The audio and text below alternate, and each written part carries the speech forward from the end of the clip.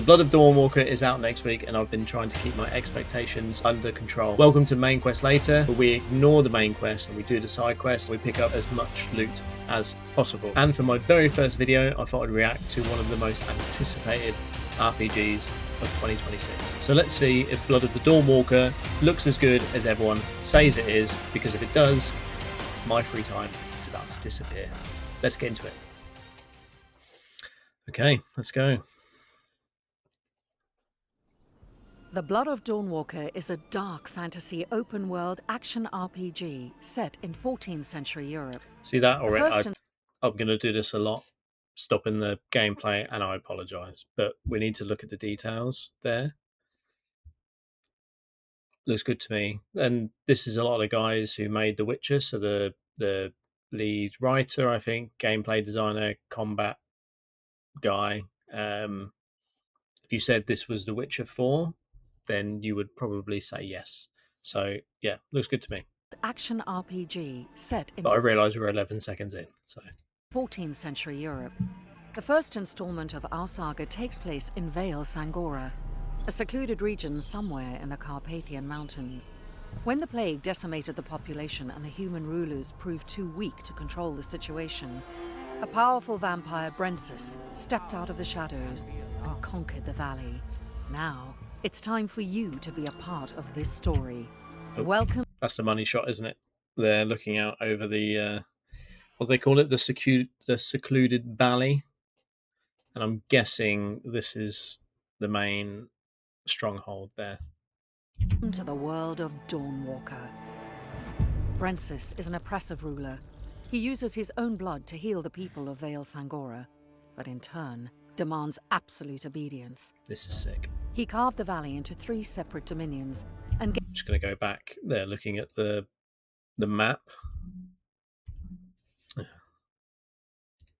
we go. No. No.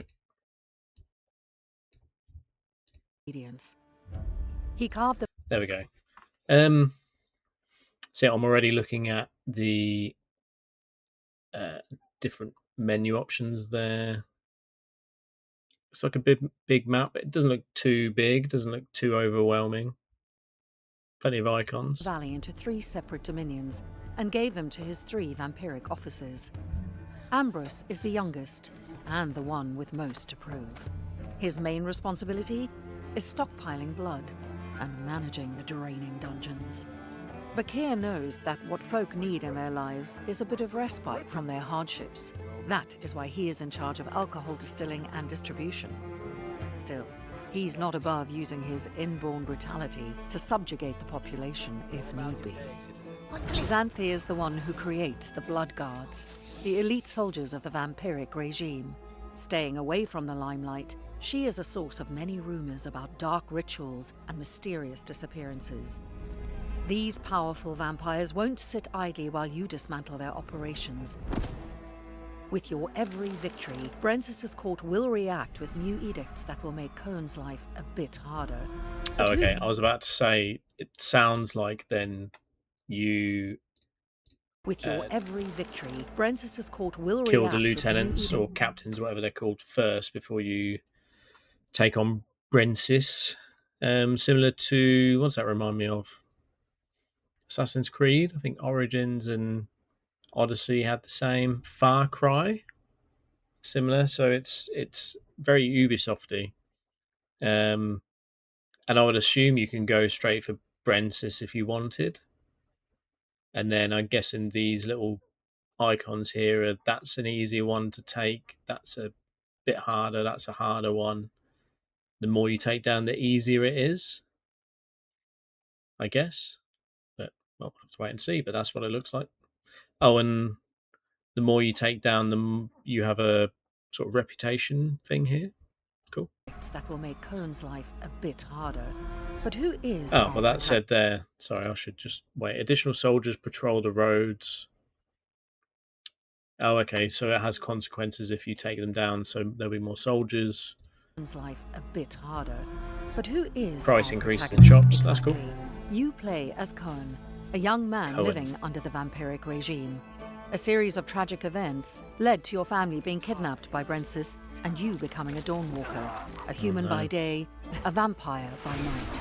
Now, you must rescue your loved ones. I must. As a human, you can learn the dark secrets of witchcraft. This will hurt. Use your own blood to cast hexes that Imagine that enable you would to hurt. speak with the dead. I can't! For God's sake! I can't! Move faster, brave the astral plane, and bring pain to your enemies. Learning new spells requires finding knowledge in arcane texts and obscure tomes. At night, you transform into a vampire. You use claws and fangs to kill your opponents. You can climb walls or cross distances within a blink. The combat there, some directional stuff there. That reminds me of another Ubisoft game of For Honor, where you move your right stick to block the incoming attacks, depending on which direction it was coming in. That certainly looks like it there. Maybe there was some ex-Ubisoft people on the game as well. At night, you transform into a vampire. You use claws and fangs to kill your opponents. You can climb walls or cross distances within a blink of an eye. You might even transform yourself Wolf. into a swift wolf. Go on. Drink. Remember that a vampire is always hungry for blood. Drinking it unlocks new abilities, but in the Nice, process, yes. you will corrupt yourself. Whether you stick only to one path or mix them, exploring Vale Sangora is always exciting and will I must say, if there's a choice between playing the whole game as a human or playing the whole game as a vampire, I mean, you play the whole game as a vampire, right? I mean, you literally, all our day to day is being a human. Why would I choose that? I mean, famous last words. Let's see what the game looks like. But yes, I will play as a vampire, and I will suck happily. Just carry on. reward you with unique items, weapons, and sets of armor. Just remember that time waits for no one. No. From the moment your family is kidnapped, you have 30 days and 30 nights to rescue them. The coronation. It's in 30 days. Still, there is no real time clock. Instead, you will be able to use the time as a resource, to be spent on the game elements you want to use to craft your story. The time passes when you finish a quest or an activity or when you learn new abilities. However, don't worry that upgrading your hero will... This gives me a certain amount of anxiety. So you've got 30 days, 30 nights to finish the story. But it looks like when you make a dialogue choice, that goes down by 1. So a little section here, this goes down by 3. As long as you can just wander around doing what you like, and then when you have to do the main quest, which obviously we do the main quest later, then that's fine. But I'm not normally a fan of this because, again, the anxiety of there's a clock there, you know, and I'd like to do things in my own time. real time clock. Instead, you will be able It looked to like use the time there was as a a skill resource tree bit to here be as spent well. on the game elements you want to use to craft your story. The time passes Yeah. when you finish a quest or an activity. So it passes even when you learn a skill from the skill tree. So you'll have to, normally you put just stuff in a skill tree, not willy-nilly, but you would, you know, not put a huge amount of thought into it, depending on if you was doing a certain build. At least this puts a certain amount of jeopardy onto it, where this would advance that time clock even more. Yeah, interesting. My first reaction is anxiety though, but yeah, we'll have to wait and see. Or when you learn new abilities. However, don't worry that upgrading your hero will ruin your chances Don't for worry. a satisfying ending. As time passes, different opportunities will arise or disappear forever. I'm sorry we were too late to save her.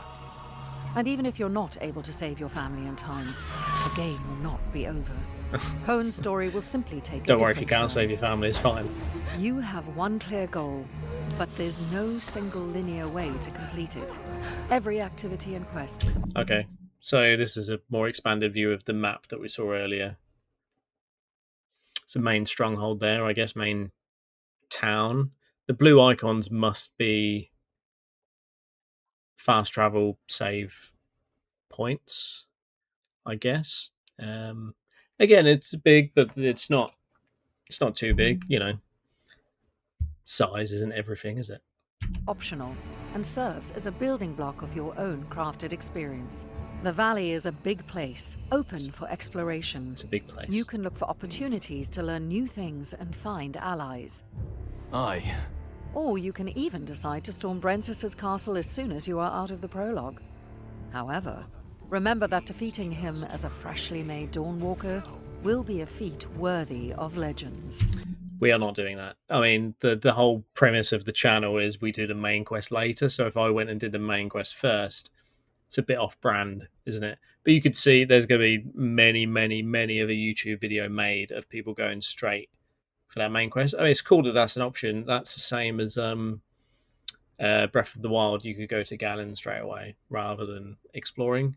I might try it. Again, not really my sort of thing.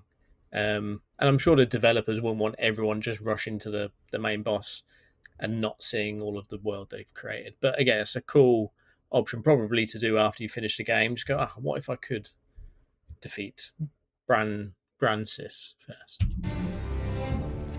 We designed the Blood of Dawnwalker to be fun and adaptive to individual preferences. First of You all, want you your can mummy? use Omni-Block and Omni-Attack. Your character chooses the directions of sword swings and blocks automatically. Saw The earlier. only exception to this are unblockable attacks.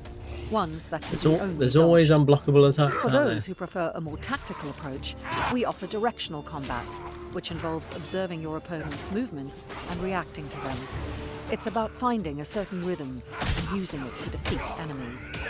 Whichever style you choose, active abilities are an integral part of combat. With them, you can deal more damage. Looks like they're all on the bottom right here. What did she say? Active abilities on the D-pad, I guess. So, yeah, 4. You could probably press your trigger to get 4 more, I guess. With them, you can deal more damage, heal yourself mid-combat, crowd control your enemies, or simply interrupt their attacks. All Again, very witchery, which again is fine. The combat in Witcher wasn't the main strong point. It was the story in the world, which I would imagine will be the main strength of this. So it's fine. It looks absolutely fine.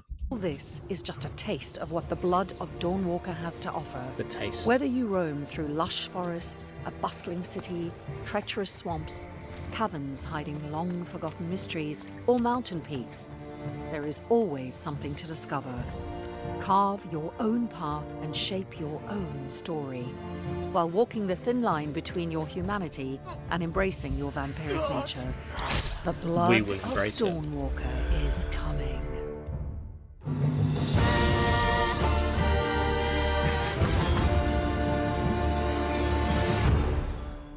Cool. I mean that didn't really show anything that I didn't expect. The time clock is I was about to say it's an issue. A bit weird to say when I haven't played the game. That I would use the word anxious a lot again, but that does bring that on for me, especially when you're picking your skills on your skill tree, knowing that takes that time clock down. But then that makes you make that decision more deliberately rather than just putting in points willy-nilly. The combat there again looked functional but not flashy. It's gonna be like The Witcher but with vampires, I guess, which I'm very, very, very much in for. And the more vampire-y I can be, the better. So yeah, looking forward to it. That's it for my first video here on Main Quest Later. If you're into side quests, questionable decisions, then stick around because there's a lot more to come. And remember, the main quest can wait. Cheers.